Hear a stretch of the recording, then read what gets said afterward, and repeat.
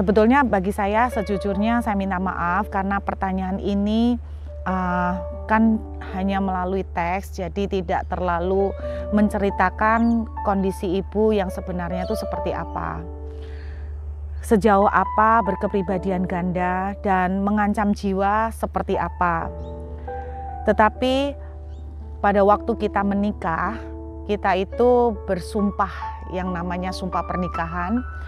Aku menerima engkau dalam suka dan dalam duka, dalam sakit maupun sehat.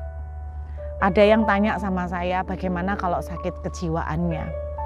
Saudara, pada waktu kita menjalani sumpah pernikahan, itu dalam kondisi sakit, tidak hanya sakit secara fisik, sakit karakter, sakit kejiwaannya.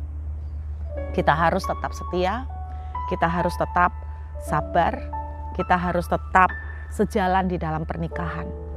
Sehingga yang saya yakinin bahwa apapun alasannya, Tuhan tidak menginginkan kita untuk bercerai.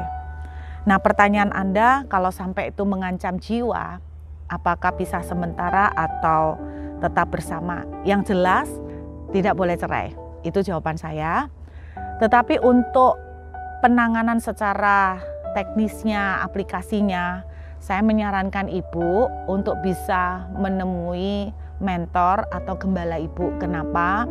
Karena masalah yang Anda hadapi ini sungguh betul memerlukan banyak sekali konseling dan ditolong dan didampingi dengan Bapak Gembala, Ibu Gembala atau mentor Anda.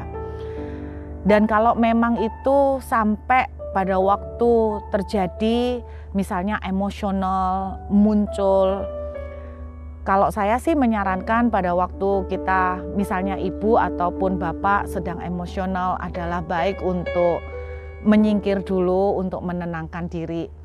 Tetapi itu yang saya maksud bukan berarti menenangkan dirinya sekian tahun, sekian minggu.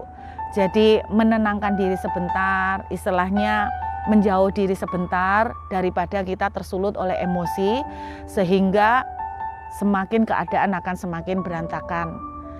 Dan kata pisah sementara ini sangat ambigu ya, artinya ada yang bilang 10 tahun juga sementara, ada yang bilang 5 tahun. Tapi saya percaya pengertian menjauh dulu itu tidak selama itu.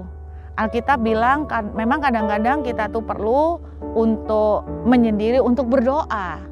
Jadi untuk berdoa, dan saya percaya itu kan nggak sampai berbulan-bulan ya, sampai pisah berbulan-bulan. Saya percaya nggak seperti itu. Kalau memang dalam kondisi misalnya emosional, kadang-kadang kalau kita orang emosional terus kemudian kita ngelawan, udah gue keluar gitu tambah emosional. Jadi saya sarankan ketika emosional terjadi, ibu yang harus belajar untuk lebih kuat, untuk bersabar. Di kitab Pengkhotbah pasal 10 itu tetap bilang, kalau seseorang itu lagi marah, itu jangan buru-buru kamu langsung keluar, tambah menyulut kemarahan.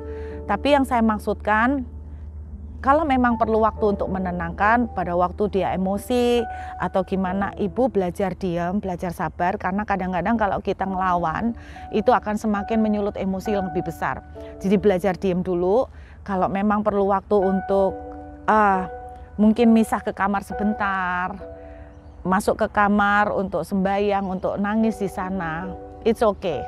Jadi kata-kata pisah sementara di sini sangat relatif ya Ibu.